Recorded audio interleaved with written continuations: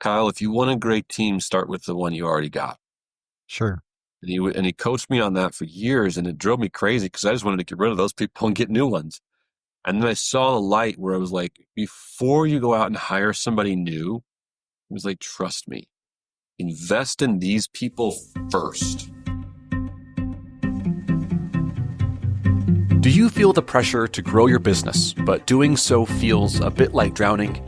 Welcome to Slow Growth Business, the show for business owners and leaders to quiet the noise and lead your business to success, one day at a time, slow and steady. If you feel your business is running you and you're ready to run it, you've come to the right place. Now, here are your hosts, business coaches Jimmy DeGroot and me, Kyle Bullock. It's Kyle and Jimmy, everybody. What's up, everybody? Hey, we're doing video today. And you know what? The funny thing about my video is that all of a sudden my camera just times out and decides to go really bright. And look at now, it's dark. So, hey, let us know. We're hearing that video is the way to go when it comes to podcasts. So let us know in the comments whether you mind seeing our mugs rather than just listening to us. I can't for the life of me understand why people want to see this pasty white complexion. I don't know. But I don't know. It looks like the atom bomb went off on the right side of your face there. that's it. Work on that on the next one there. I've got the skin of Nosferatu. All right, let's dive into this. So the scenario is this. We're doing fairly successfully as a store. We have an opportunity to buy another store, and we're looking at all that and trying to make decisions. This is back in 1998, I think in 1999. Anyway, so we're looking at these opportunities in buying this other store. We're trying to find a manager for it. So we hired a headhunter, and we found a really good manager. Then the headhunter also brought us another really good manager. So he caused a problem for us because we now had a dilemma. We had two great opportunities. Okay. And the philosophy that I don't know, maybe this is a flippant thought. Maybe this is, I don't know. But the philosophy that we had was, if they're good, they will pay for themselves. Okay. If they're good, if they're worth their salt, then they will pay for themselves and make the company money, and it'll be a net benefit for all. And we've kind of taken that philosophy forward to salespeople. And so that, I guess, the question for today's podcast is, when is it time to hire another salesperson? Or when is it time to add a new employee in general? And so that's the very quick and basic of what I've thought. And it's always kind of worked really well for me. You know, if they didn't work out, they didn't pay for themselves. They didn't, you know. Did those two work out? One of them worked out. One of them worked out. The other didn't. Yeah. One of them worked out. And the one of them that worked out now owns the store. Nice. Really worked out. Yeah, he worked out. He was amazing. Yeah. When is it time to add a new salesperson? I think when is it time? Like, or any employee? How do we know? Yeah. Let's talk about small businesses, because corporate, it's systematized. Okay, whole different ballgame. Whole different things. An HR department, they're looking at sales and production and 360 feedbacks and all that stuff. Yeah. For the sake of our conversation, it's a retail store. So retail store, handful of people work there. Yep. Yeah. Or maybe just one or two of you work there. Mm-hmm. Here's what I've seen also happen is, I'm going to present a problem in the form of a story as well, that I've seen a business even recently go, we're going to hire a salesperson because we need more sales, right? So they hired the salesperson to get more sales, but it wasn't to the volume that they really wanted it to be. Mm-hmm. And what ended up happening was the owner took a pay cut to hire this person on. It was like a gamble. They're like, okay, I'm going to cut here, but I'm going to make more profit if I bring this person on board. Right. Eventually. So they take this pay cut. Person comes on board. They do okay. They don't do great. They don't know. The owner doesn't know why. but they've now taken a pay cut to bring this person on board. And now they've got this catch-22. If let this person go, the meager sales also go with them maybe. And I've just cut my pay and I've lost even more money. And I don't want to keep the person on because they're just not growing. And it's just not, what do I do? And so they've created this like double bind situation for themselves.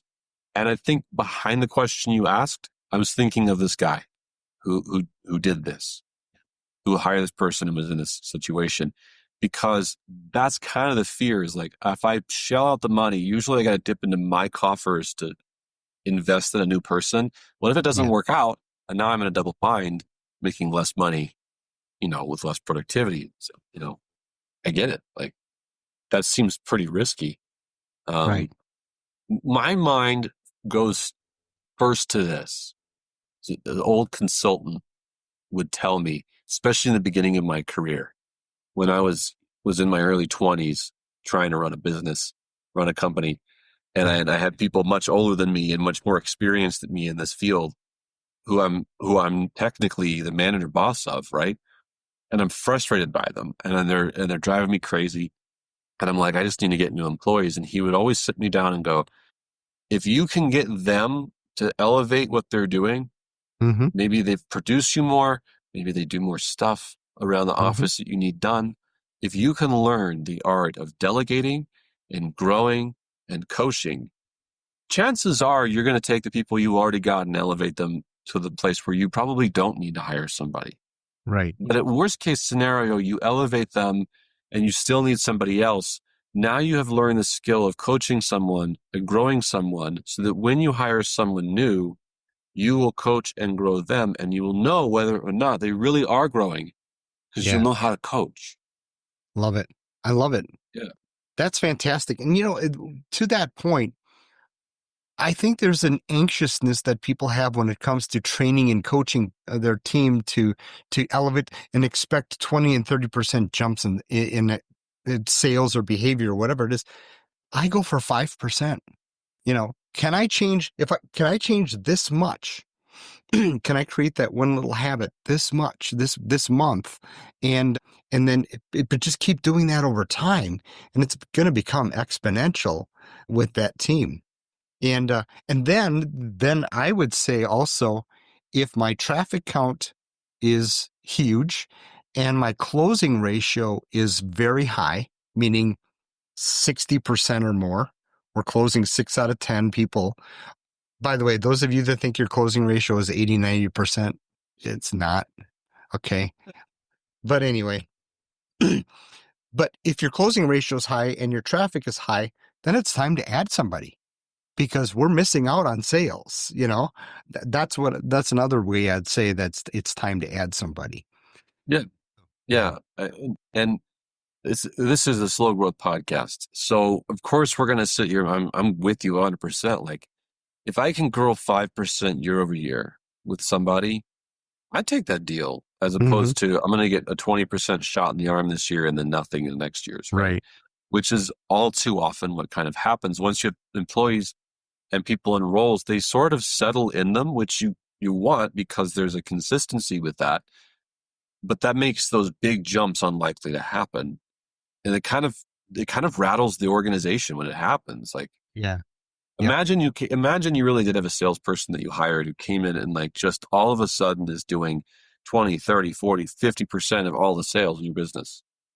That would radically change your business. I mean, the customers that you're going to see every day is mostly seen by this guy.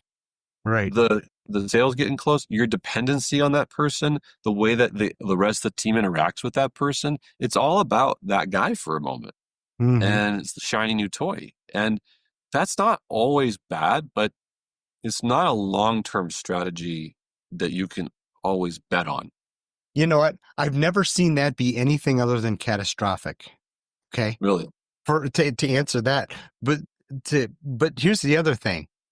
I've seen time and time again, somebody hires a headhunter and we get somebody, we move this amazing salesperson across the country and now they're in our store and life is going to be great because those people coming into your store culture, that's going to take time. And if anything is done dramatically and fast and drastically, it's going to be detrimental to your business, right? And you and I've determined that before. Anything fast isn't good unless it's a closing sale, store closing sale, or some type of big pop where it's fun, thing like that. But yeah, I've just never seen it work out great where it's like, we got this fantastic hire. We spent $30,000 to move them here across the country in Allied van lines. Their family's here now. They're in a school here. And then 6 months later or 3 months later, we got to fire them because they're just not working out. This is becoming quickly one to get rid of people too. But no, I think that the point here is always use caution when adding somebody new, and first look at your existing house and how can we improve our existing house. I would compound on that advice that mentor gave me, where before you go out and hire somebody, if you already have a staff, then I want you to look at your existing staff and start by setting goals that elevate everyone by 5 to 10% for the year. Now, if it's in sales, like elevate them 5 to 10%. So that might be a stretch or a reach goal, but everyone gets a 5 to 10% bump. And if you've got someone in admin, then expect the deadlines, that things that you need, or the productions or the KPIs, key performance indicators, to be 5 to 10% better. Okay. If you could just across the board elevate everyone 5 to 10%, your business would be exponentially more successful. Yeah, exactly. You didn't hire anybody. The question mark is, you've got to answer, is it okay? After you set those goals on paper, the question is, how do I get people there? You can't force them there. Right. You can't wave a magic wand and pixie dust comes out and it all gets fixed. You have to coach them and ask them and work with them to get to those levels.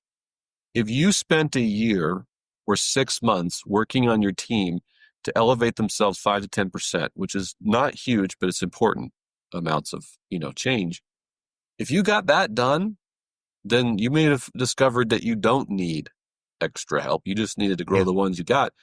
And if you did do that and you didn't grow that much, now you can ask yourself, did I really need someone to begin with? Yeah. Or, and maybe the answer is yes or no. It's kind of funny. I think we're kind of coming back to like not hiring. We're telling people don't hire anybody.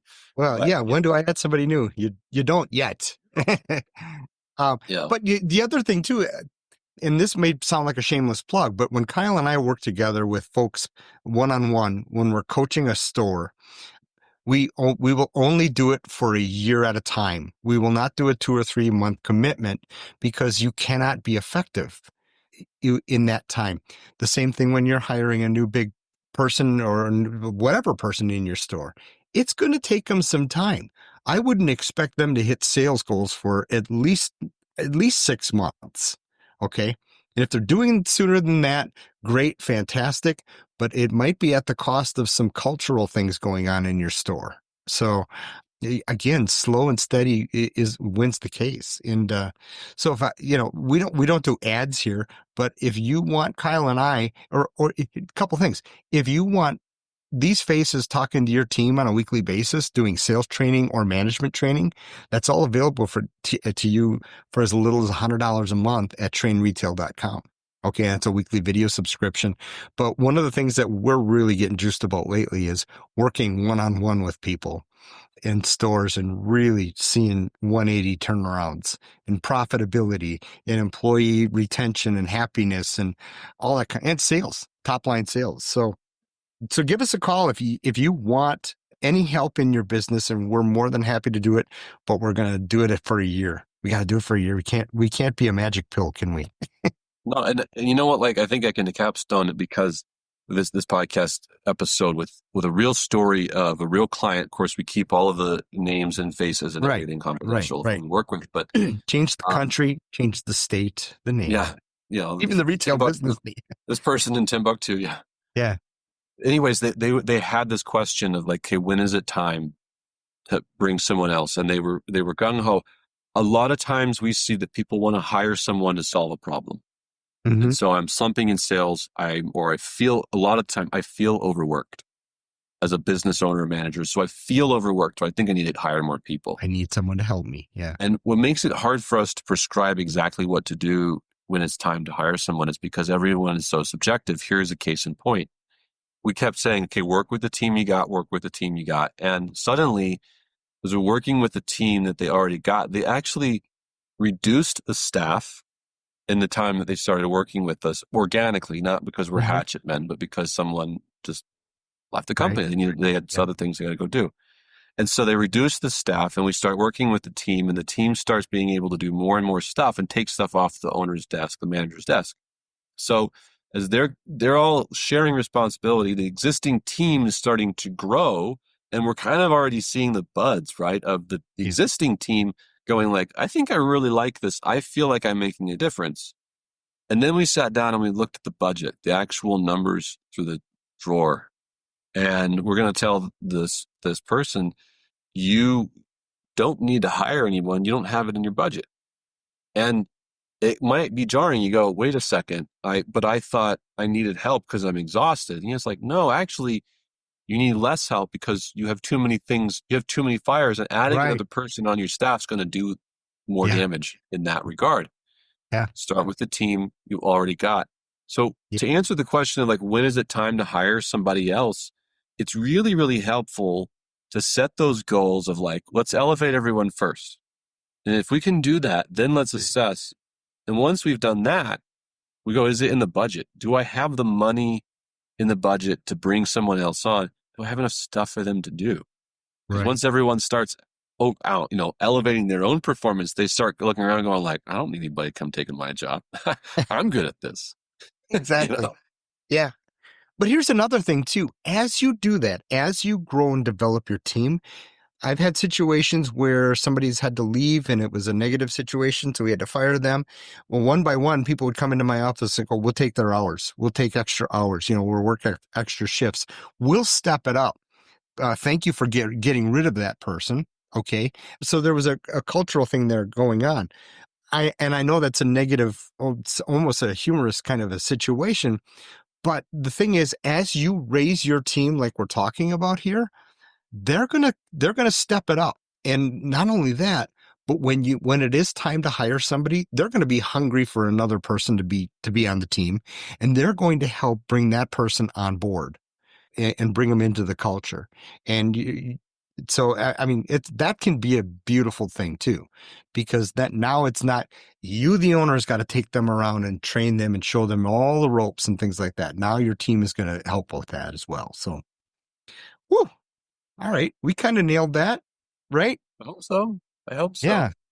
Proceed with caution. And you know what? Like Jimmy said, we do this with clients all the time. We help them understand how to elevate their current team, to elevate their business, and to know when is it time to bring someone new into the fold.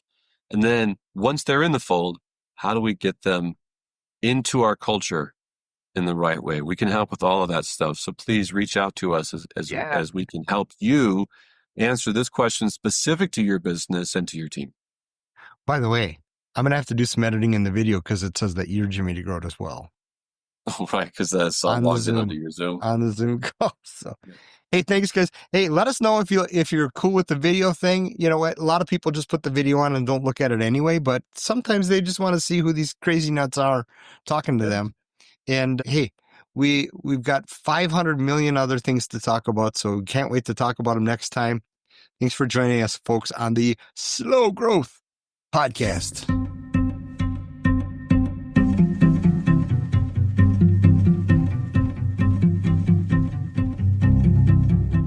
We hope you leave this episode a little better than when you first began. If you'd like more resources to grow your business slow, steady, and consistently, check out our on-demand video catalog at trainretail.com.